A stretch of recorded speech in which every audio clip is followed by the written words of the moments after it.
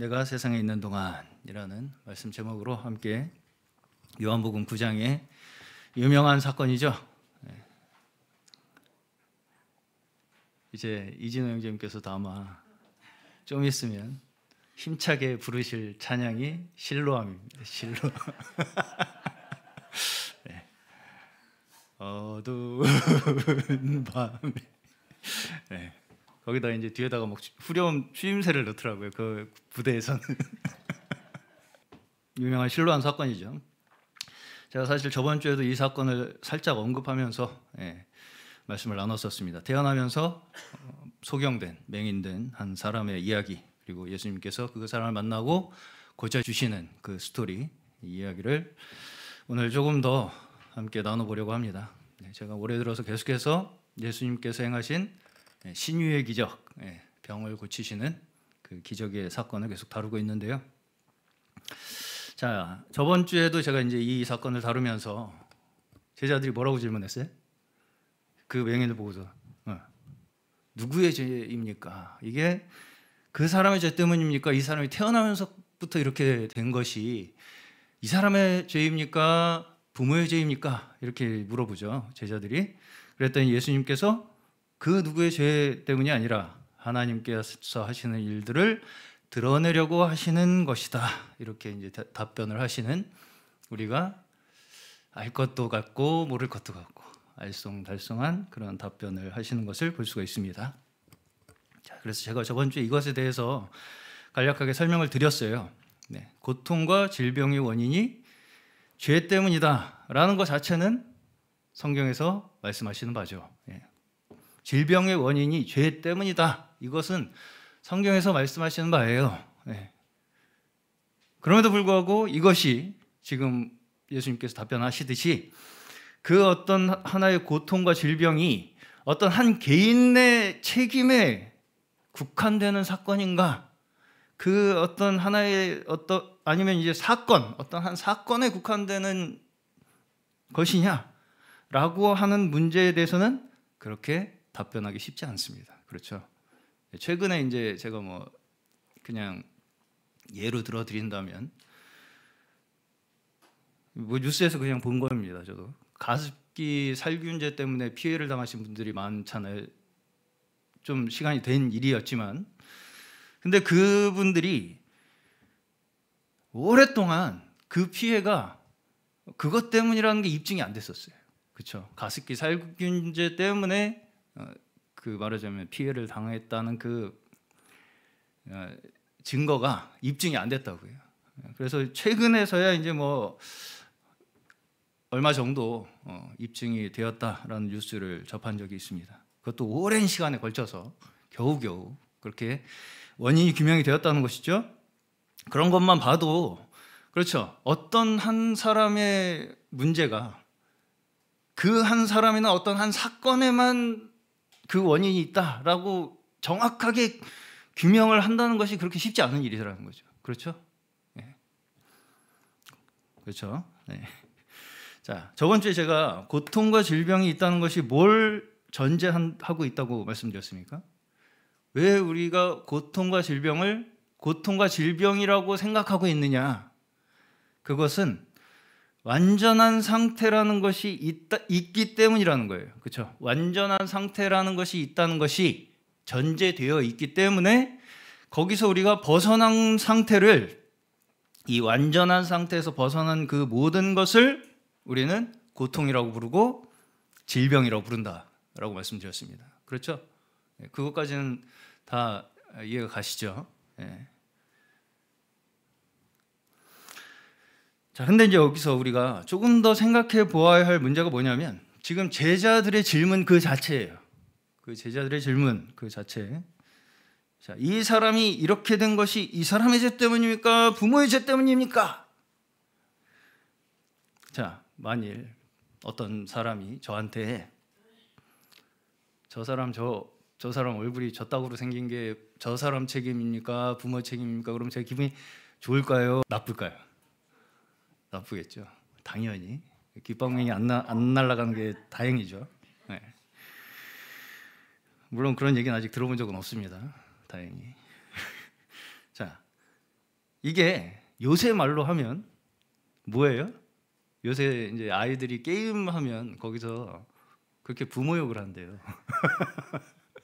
부모 욕하는 거죠. 부모 욕하는 겁니다. 그렇죠? 이 정도 제가 이제 말씀드렸으면 이 질문 자체가 굉장히 폭력적 질문이라는 걸 우리가 이제 좀 느낄 줄을 아셔야 돼요. 그렇죠? 굉장히 폭력적인 질문이에요. 이게 지금 날 때부터 맹인인 사람을 앞에 두고, 그렇죠? 이 사람이 이렇게 된 게 이 사람 죄입니까? 부모 죄입니까? 라고 물어보는 그 자체가 지금 폭력적이잖아요. 그렇죠? 또 이제 한편으로는 불의의 사고나 불치병을 얻게 된 분들도 왜 하필이면 나에게 이런 일이 생겼는가, 이렇게 이제 하시는 말씀들을 우리가 종종 듣게 됩니다. 물론 당연히 사람이라면 그런 어떤 하나의 나에게 불의의 문제가 발생했을 때 그런 생각을 하게 되는 것은 당연한 일입니다. 왜냐하면 그 고통을 오롯이 다 내가 짊어지기에는 무겁기 때문이죠. 힘든 거예요. 그건 누구나. 그렇죠? 그렇기 때문에 왜 나에게 하필이라는 그 생각, 그 마음을 가짐으로써 이제 그 문제가 좀 내 어떤 하나의 그 책임에서 조금이라도 이렇게 경감되기를 바라는 그런 마음이 그 속에 들어 있는 것일 것입니다.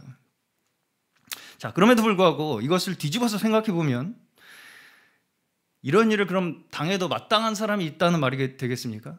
이런 일을 어떤 사람이 당했을 때 나는 막 이런 일 당연히 나 이런 일 생길 줄 알았어, 이렇게 생각하는 사람은 없을 거예요. 심지어 이렇게 어느 누구도 태어나면서부터 장애를 입고 태어났다라고 했을 때 그 사람이 그렇게 생각하기에는 거의 불가능하겠죠. 그렇죠?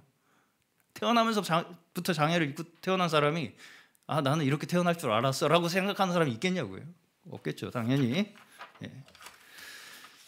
그럼 지금 여기 제자들이 누구의 죄 때문입니까? 이 사람 태어나면서 이렇게 된 게 누구의 죄 때문입니까? 라는 그 질문의 의도가 뭐겠습니까? 뭘까요? 왜 이렇게 물어보겠습니까? 제자들이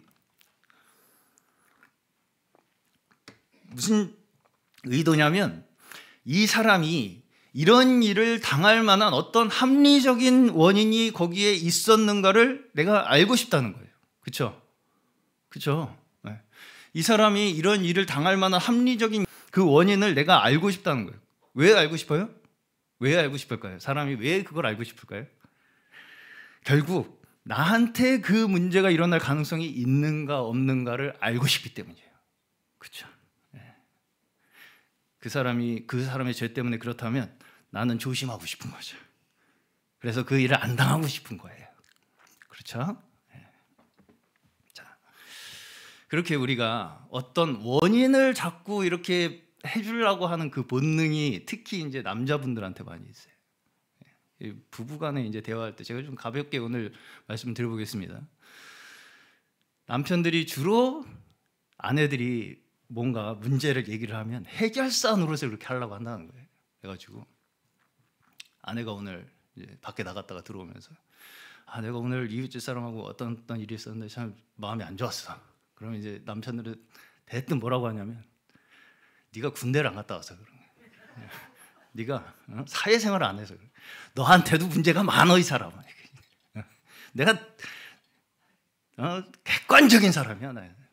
객관적인 사람이 나니까 당신한테 이런 얘기 해주는 거지. 어디 딴 사람이 당신한테 그런 얘기 안 해. 그렇죠? 몸이 좀 피곤하다고 하면 그러게 운동 좀 하죠. 살 빼, 뛰어, 가 밖에 뛰어. 살 빼라고 했지 내가. 그렇죠? 아내에 대해서는 아주 척척 박사입니다. 그렇죠? 이미 모든 문제가 다 일어날 것을 예지하고 계셨어요. 그렇죠? 이미 아내가 그런 문제가 있을 것을 다 미리 알고 계셨어요. 그렇게 잘하시는 분들이 정작 본인 문제는 해결을 못하죠. 그런 말 나올 것 같으면 물을 드세요. 그냥 빨리 가서 그 말 입에 막 나올 것 같으면 물을 드세요. 자, 우리는 어떤 문제를 대할 때 그게 내 문제냐 아니냐에 따라서 반응이 달라집니다. 그렇죠? 그게 내 문제냐 아니냐에 따라서 내가 그걸 대하는 반응이 달라진다. 여기서 원인을 분석하려는 것은 어떤 경우겠습니까? 그러면 원인을 분석하는 경우는 내 문제라고 생각하기 때문이에요? 아니라고 생각하기 때문이에요? 아니라고 생각하기 때문이죠. 왜? 내 문제가 아니기 때문에 그 원인을 분석해서 내가 그 문제를 피하겠다는 거죠. 그렇죠? 사실 사람들은 근본적으로 뭐가 문제냐면 서로에게 그렇게 크게 관심이 없어요. 그게 사실은 근본적인 문제입니다. 서로한테 그렇게 관심이 없어요, 별로. 사실 그게 문제예요. 내 일이 아니면 다른 사람의 고통이나 다른 사람의 아픔을 뭘로 사용하려고 그래요? 내가 그 문제를 피하는 데 있어서의 하나의 사례, 그렇죠? 대처 방안. 대처 방안이야. 이 사람 이런 일 당하는 거 보니까 나는 앞으로 조심해야 되겠네.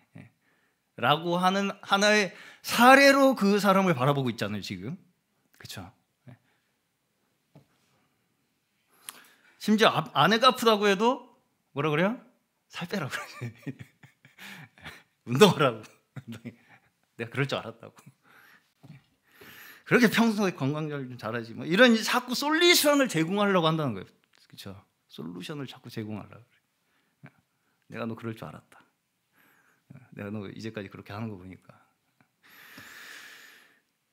그렇게 자꾸 어떤 답을 제공하려고 하는 건 그 문제가 나한테 전이 되지 않기를 바라기 때문이에요. 그 문제가 내 문제가 되지 않기를 바라기 때문이라고요. 그럴 때 뭐라고 해야 돼요? 힘들지? 자, 힘들지? 외우시면 돼요, 그냥. 네. 이거는 뭐 생각할 필요 없어요. 생각하지 마세요. 깊이 생각하면 안 돼요. 그냥 입력되면 출력은 힘들지예요. 쉬어. 끝. 더 이상 말하지 마세요. 그렇죠? 내가 다 할게까지는 뭐 모르겠어요. 그거는 본인 재량에 따라요. 네. 안 그래도 마음이 심란한데 자꾸 옆에서 힘들다고 그러고 울고 그러면은 더 심란한 거예요. 그렇죠? 더 심란해지고 싶지 않은 거죠. 한마디로. 그래서 자꾸 그 우는 소리, 힘든 소리 듣기 싫으니까 빨리 입을 막고 싶은 거예요. 빨리 입을 막고. 그렇죠? 더 이상 나한테 그거 나한테 저기 옮기지 마. 그거. 해결해. 빨리 운동 다 밖에 나가서 운동을 하든지 약을 먹든지 알아서. 그 고통이 나의 고통이라면 과연 그렇게 원인을 쉽게 단정지어서 솔루션을 제공하는 것으로 끝날 수 있을까요? 못하겠죠, 당연히. 그러면 나한테 누가 그러면 나는 어때요? 상처받죠. 속상해요. 그렇죠? 지금 제자들이 그 소경된 자의 책임을 묻고 있는 건 그 원인을 내가 아는 걸로 만약의 상황에 나한테 닥칠 그런 문제에 대해서 내가 대처할 수 있을 거라고 생각하고 있는 거죠. 그렇죠? 그 원인을 내가 알므로써 이 사람의 죄 때문인가? 누구 죄 때문에? 이 문제가 왜 발생했는가? 그렇죠? 그걸 내가 알면 내가 그 문제에 대해서 적절하게 이렇게 대처를 해서 그 문제가 나한테 발생하지 않도록 할 수 있을 거라고 생각하기 때문에 지금 이렇게 접근을 하고 있는 거라고요. 그렇죠? 네. 근데 여기서 예수님의 대답은 뭡니까? 어떻게 대처하라고 방법을 알려주세요? 안 알려주세요? 안 알려주시죠. 네. 그렇게 안 되려면 나가서 운동해. 내가 살 빼라고 했지 너. 이렇게 하세요? 안 하세요? 안 하셨죠? 안 하시죠? 네. 그럴 줄 알았어 내가. 네. 잘하라 그랬지? 그러니 안 하세요? 그러면 잘해 앞으로. 그렇게 얘기하십니까? 안 하십니까? 안 하시죠? 예수님이 뭐라고 말씀하시냐면 현재 이제 한마디로 이 상황의 목적이 무엇이냐를 얘기하세요. 자, 제자들은 뭘 물어봤어요? 원인을 물어봤죠. 근데 예수님은 뭘 대답하세요? 목적을 대답하시죠. 그렇죠? 여기서 두 가지가 대립하고 있는 거예요. 잘 생각해 보십시오. 제자들은 이 문제의 원인을 알고자 하는 본능이 있어요. 그렇죠? 근데 예수님은 뭐예요 지금? 그 문제를 통해 이끌고자 하시는 하나님의 목적이 무엇인가에 초점을 두고 있다고요. 그렇죠? 이 두 가지가 대립하고 있죠. 인간이 어떤 문제의 원인을 파악하고자 하는 본능과 이 문제를 어떻게 해결해서 이끌고자 하시는 하나님의 뜻과 대립하고 있죠. 이해가십니까? 네. 심지어 나에게 주어진 건강조차 지금 어떻게 하고 있습니까? 다른 사람과 나를 나누고 차별하는 도구로 사용하고 있어요. 그렇죠? 네. 이준영 씨 잘생겼다고 좀 못하는 사람들 차별하고 그러시면 안 돼요. 네. 그렇죠? 자, 그러면서 이어지는 4절을 보시면 지금은 하나님의 일을 하는 낮이라고 말씀합니다. 그렇죠? 4절 보시면 지금은 나를 보내신 분의 일을 낮 동안에 해야 한다. 이렇게 말씀하시죠. 그렇죠? 네. 그리고 자신이 세상에 있는 동안 자신은 세상의 빛이라고 말씀하고 있습니다. 자, 하나님의 일이 그럼 무엇입니까? 하나님의 일이 뭐예요? 생명을 주는 일이에요. 생명을 주는 일. 그렇죠? 그러면 어떻게 해서 생명을 주셔요? 지금 생명을 주는 일이 뭡니까? 지금 여기 소경된 사람의 진짜 고통이 뭐겠습니까? 지금 제가 쭉 얘기를 나눠본 결과 눈먼 게 진짜 고통이겠어요? 아니면 사람들이 이따구로 취급하는 게 문제겠어요? 지금. 네. 자, 근심과 고통 속에 신음하고 어두움 속에 버려진 것과 같은 그 인생 가운데 빛이 되어주시는 것이 생명입니다. 네. 지금 이 소경이 처한 곤란이 단지 눈이 보이지 않는 것에만 있는 게 아니라는 거예요. 이 처지를 나 몰라라 하고 누구 책임이냐 이거. 이렇게 서로 책임 전가하는 이런 매정한 제자들 사이에 그런 사람들 사이에 처한 그 인생이 곤경이죠. 지금 제자들의 눈에 이 맹인이라는 사람이 보입니까? 안 보입니까? 안 보여요. 맹인이 보이는 게 아니라 그 맹인의 사례가 보이는 거죠, 그냥.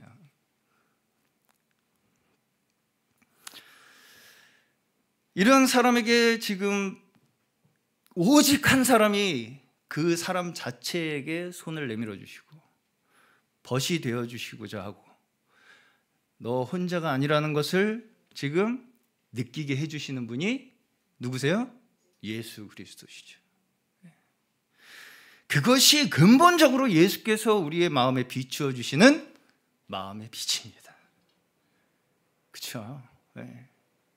그게 예수님께서 우리에게 비춰주시는 빛이라고요. 뭘 막 반짝 깨닫게 하는 그런 빛이 아니고요. 이 어두운 세상 가운데 버려진 것과 같은 이 인생 가운데 내가 혼자가 아니구나라는 것을 비춰주시는 그 하나님의 따뜻한 온기, 그것이 우리에게 비춰지는 빛이라고요. 그리고 그 일을 통해서 지금 하신 그 일을 통해서 그것을 보고 있는 모든 사람들에게도 사실은 우리가 같은 처지에 있다는 것을 깨닫게 하시려는 거죠. 그렇죠? 네. 사실은 지금 제자들이 보고 있어요? 못 보고 있어요? 못 보고 있잖아요. 사실은 우리도 다 소경이라고요. 봐야 할 걸 못 보고 있다고요. 그렇죠? 네. 우리의 연약한 인생 가운데 이 근심과 고통 속에 어두움 속에 버려진 듯한 이 인생 속에 한 줄기 빛이 되어서 우리의 아픔을 안아주시고 감싸주시고 치유하여 주시는 분이 예수 그리스도이심을 믿으시기 바랍니다. 네. 여기에서 우리가 겪는 이 질병과 고통의 목적이 하나님이 하시는 일을 드러내기 위한다는 이 말씀의 의미가 바로 여기 있는 것입니다. 네. 자, 여기서 우리가 알 수 있는 것은 우리를 위로하시고 치료하시고 우리의 외로운 인생의 친구 되어주시는 분이 바로 우리 하나님 아버지이시라는 것을 알게 하기 위해서 뭐가 주어졌다고요? 우리 인생 자체가 주어졌다고요. 우리 인생 자체가 왜 주어졌어요? 우리의 힘든, 외로운, 어두움 가운데 방황하는 이 인생의 친구 되시는 분이 우리 하나님 아버지시라는 걸 알게 하기 위해서 우리 인생 자체가 주어져 있다고요. 자, 그러면 하나님은 병 주고 약 주고 하시냐? 이렇게 이제 물어볼 수 있겠죠. 그러나 이 문제는 그렇게 단순한 질문으로 풀 수 있는 문제가 아닙니다. 잠시 이제 제가 죄와 죽음이 가지는 양면성을 조금 살펴보고 마치겠습니다. 성경 두 구절만 보겠습니다. 로마서 5장 20절. 로마서 5장 20절. 네, 이준호 형님 크게 한 번만 읽어주십시오. 율법은 범죄를 증가시키려고 들어온 것입니다. 그러나 죄가 많은 곳에 은혜가 더욱 넘치게 되었습니다. 아멘. 자, 율법이 좋은 겁니까? 나쁜 겁니까? 좋은 거예요? 범죄를 증가시켰는데? 네. 자, 율법은 범죄를 증가시키려고 끼어들어왔다 이렇게 말씀 나오죠. 자, 그러면 율법 때문에 범죄율이 높아졌습니까? 율법 때문에 범죄율이 높아졌다는 말씀이겠어요? 아니겠죠. 네. 자, 이걸 이제 좀 쉽게 말씀을 드리면 율법으로 검거율이 높아졌다 이렇게 보면 되겠어요. 네. 검거율이 높아졌다. 네. 쉽게 비유한 겁니다. 네. 자, 그리고 역설적으로 죄가 드러남으로 말미암아서 뭐가 넘쳤다고요? 은혜가 넘쳤대요. 이해할 수가 있겠습니까? 네. 율법이 없이 은혜가 있을 수 있다 없다? 없다. 율법 없이 은혜가 있을 수 없다. 네. 율법은 우리가 어떤 상황에 처해 있는가를 우리에게 알려주는 거죠. 네. 그리고 구약의 역사에서 우리가 처한 그 상황을 그 모든 역사를 통해서 우리의 힘으로 스스로 이걸 충족시킬 수 없다는 걸 우리에게 알려주시는 거예요. 그걸 역사 속에서 우리에게 계속해서 보여주심으로써 뭘 알게 하시냐면 여전히 우리도 사실은 그 상황 속에 처해 있다는 걸 우리에게 계속 알려주시는 거죠. 율법은 그 역할이에요. 끊임없이 우리에게 문제가 있음을 지적하는 역할이 율법이에요. 그렇게 끊임없이 율법은 우리 인류를 정죄로 몰아넣고 있고 인류는 거기에 어떻게 하고 있냐면 대항해서 싸우고 있는 거예요. 맞서서 싸우는 거예요. 그 율법의 정죄에 내가 어떻게든 내가 이걸 이겨보겠다. 한마디로 충족시켜보겠다. 라고 하는 그 싸움 속에 처해 있다는 거예요. 우리가. 근데 문제는 뭐냐? 그 상대, 그 율법이라는 상대가 우리 힘으로는 절대 이길 수 없는 상대라는 것입니다. 그 율법에 스스로의 우리의 힘으로 대항하면 할수록 율법의 정죄의 힘은 더욱더 계속 더 우리를 세게 짓누른다. 근데 반대로 여기서 방금 로마서에서 율법이 없었다면 그러면 어떻겠습니까? 우리는 영문도 모른 채 그냥 다 죽고 말았을 거예요. 그렇죠? 율법이 없으면 영문도 모르고 우리는 다 그냥 멸망하고 말았을 거라고요. 어떤 면에서 우리에게 율법이라는 그 장치를 주신 그 자체도 뭐예요? 하나님의 은혜예요. 율법이 우리에게 주어진 것 하나님의 은혜라고요. 네. 다시 말해서 우리의 현실을 우리 스스로 자각할 수 있도록 하신 것이 율법이라는 것입니다. 그런데 사람은 어때요? 여전히 현실을 망각하고 내가 그 율법을 맞서서 싸워서 이길 수 있을 것처럼 착각하고 산다는 것이죠. 네. 그리고 결과적으로 그 마지막 결말을 어디서 보여주시는 거예요? 어디서? 십자가에서 보여주시는 거죠.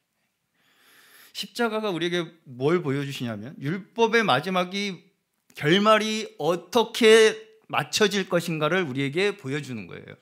네. 자, 이제 여기서 죄와 죽음의 양면성을 우리가 좀 볼 수 있습니다. 한 구절만 더 보겠습니다. 고린도전서 1장 18절. 고린도전서 1장 18절. 우리 유정환 자매님 한번 읽어주세요. 십자가의 말씀이 멸망할 자들에게는 어리석은 것이지만 구원을 받는 사람인 우리에게는 하나님의 능력입니다. 아멘. 자, 십자가는 우리에게 율법이 어떤 결말을 가지고 오는지를 보여주는 동시에, 그렇죠? 어떤 결말을 율법이 우리에게 어떤 결말을 주는지를 보여주는 동시에 뭘 또 보여주냐면 율법이 어떻게 완성되는가를 보여줘요. 그렇죠? 율법의 결말이 거기에서 보여지는 동시에 율법의 완성이 거기에서 보여진다고요. 율법에 얽매여 살아가는 자들은 십자가가 뭐예요? 멸망이라고요. 그렇죠? 멸망으로 끝나. 그렇죠? 자, 왜냐하면 우리는 율법이 요구하는 바를 완전히 이룰 능력이 우리에게는 없기 때문입니다. 율법으로 바라보는 관점의 십자가는 뭐예요? 멸망이라고요. 율법이라는 관점으로 우리가 십자가를 바라보면 우리는 멸망밖에 없다고요. 그렇죠? 그렇죠? 유대인들은 자신들이 생각하는 그 율법을 적용해서 어떻게 했습니까? 예수님을 십자가에 못 박았죠. 그렇습니까? 아닙니까? 예수님을 유대인들이 자신들이 생각하는 그 율법에 입각해서 십자가에 못 박았다고요. 그들은 그것이 예수를 멸망시켰다고 생각하고 있었을 것입니다. 아, 이걸로 끝이다, 넌. 그렇죠? 자신들의 율법에 입각해서 예수를 멸망시켰다고 생각하고 있었을 거라고요. 그런데 율법을 통해서 우리가 죄로 고백하는 그 사람, 그렇죠? 다시 말해서 죄와 죽음의 정체를 드러내는 그 사람에게는 다시는 우리가 율법의 종이 아니라 율법의 완성자이신 예수 그리스도의 생명을 주신다는 거예요. 십자가를 통해서 죄가 죄됨을 고백하고 그 죄와 죽음의 정체가 무엇인지를 깨달은 자는 율법의 종이 아니라 이제는 율법의 완성자이신 예수 그리스도의 생명을 우리가 얻게 된다는 것입니다. 자, 십자가의 사건이 뭐예요? 인류가 자신의 문제를 덮기 위해서, 그렇죠? 내가 가지고 있는 문제를 덮기 위해서 어떻게 했어요? 예수 그리스도를 십자가에 못 박았죠. 대신, 내 죄 대신, 그렇죠? 거기다가 덮어 씌워갖고 내 죄를 덮으려고 예수님을 십자가에 못 박았죠. 근데 예수님께서는 어떻게 하셨어요? 그 문제를 그대로 떠안고 거부하지 않으시고 변명하지 않으시고 떠안고 묵묵히 십자가에서 피를 흘리심으로 말미암아서 뭘 이루셨어요? 율법의 요구를 이루셨다고요. 그게 율법의 완성이라고요. 그들의 그 무지함과 죄악됨을 떠안고 십자가로 가는 길, 그 삶이 율법의 완성의 삶이었다고요. 이것이 십자가가 가지고 있는 양면적 의미입니다. 자, 그러면 구약에는 율법만 있고 구원은 없었겠습니까? 신약에 와서야 비로소 은혜가 시작되었어요. 예수로 말미암아 그 하나님의 은혜가 확증된 것은 사실이지만 그 약속은 이미 구약에서부터 변함없이 우리에게 하나님께서는 주어지셨습니다. 구약의 이스라엘 백성들에게 율법이 먼저 주어졌어요? 구원이 먼저 주어졌어요? 구약의 이스라엘 백성들에게 율법이 먼저 주어졌습니까? 구원이 먼저 주어졌습니까? 구원이 먼저 주어졌죠. 이집트에서 끌어내신 후에 율법을 주셨죠. 다시 말하면 율법이 구원의 조건이라는 것입니까? 아니라는 것입니까? 아니라는 거죠. 율법이 구원의 조건이에요? 아니에요? 아니라고요. 은혜라고요. 주어진 그 구원의 은혜를 여전히 깨닫지 못하는 자들에게 계속해서 하나님께서는 우리에게 그 은혜를 깨달을 수 있도록 하시는 하나님의 지혜가 바로 여기에 있는 것입니다. 그게 하나님의 지혜예요. 우리가 측량할 수 없는 그 하나님의 지혜라고요, 이게. 그렇죠? 다시 말하면 사실은 모든 역사가 사실은 하나님의 저항할 수 없는 은혜를 우리에게 깨닫게 하시기 위한 하나님의 계획과 섭리와 뜻 가운데 있다는 것을 우리에게 믿게 하시는 거예요. 저항할 수 없는 은혜. 이 은혜를 깨닫고 본 자는 저항할 수 없게 된다는 거예요. 저에게 주신 모든 것이 은혜라는 것을 깨닫는 그 자리에서부터 우리는 온전한 치유와 온전한 회복을 얻을 수 있을 줄로 믿습니다. 우리가 십자가를 통해서 우리의 죄악됨과 우리의 연약함을 인정하는 그 자리에서부터 사실은 어두움과 절망 속에 헤매이던 그 사람들에게 빛 대신 예수 그리스도의 그 참된 회복과 치유, 자유와 기쁨을 허락하여 주실 줄로 믿습니다.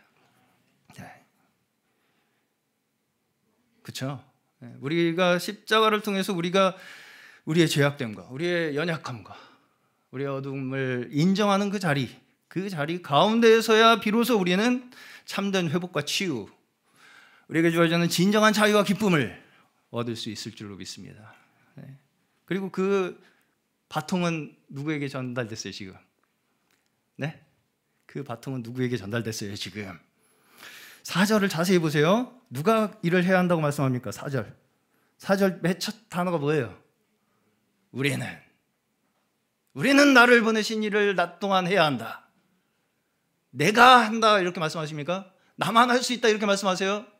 예수님은 사역하는 내내 그 일이 우리로 인해서 계속 이어져야 한다는 말씀을 계속 하세요. 그렇죠? 네. 우리가 해야 한다는 거예요. 그러면서 내가 세상에 있는 동안 나는 세상의 빛이라고 말씀하시죠. 네. 지금 예수님 계세요? 안 계세요? 계세요? 안 계세요? 계시죠. 우리가 예수님의 빛의 역할을 해야 되잖아요. 제가 있음으로 해서 예수님이 계속 계신 거죠. 맞아요? 네. 자, 이제는 우리가 예수 그리스도의 생명의 빛을 받은 자들로서 받으셨죠? 예수 그리스도의 생명의 빛을 얻으셨죠? 그 생명의 빛을 얻은 자들로서 이제는 우리는 더 이상 정죄의 세계에 있지 아니하고 은혜의 세계로 나아가게 되어서 서로에게 위로와 치유를 줄 수 있게 되는 존재들이 된 것입니다. 그렇게 서로에게 생명의 빛이 되고 하나님의 영광을 온전히 드러내시는 저희 모두 되시기를 주의 이름으로 간절히 축원합니다.